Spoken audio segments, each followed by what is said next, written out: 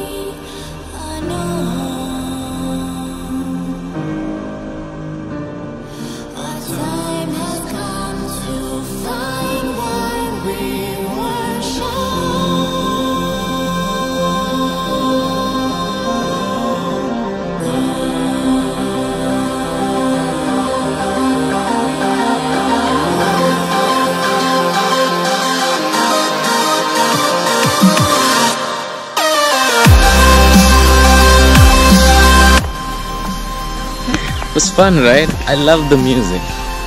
Hope you guys enjoyed the video. Also, urbex was like the video after which I kind of got recognition and people went crazy and they were like, you know, why don't you make some more videos? Dude, you do awesome. And I got so many replies and I was like, okay, let's continue this. Like, share, subscribe if you haven't already, and don't just go right now. Like, there's a BTS coming up, so you gotta check out that BTS. See you.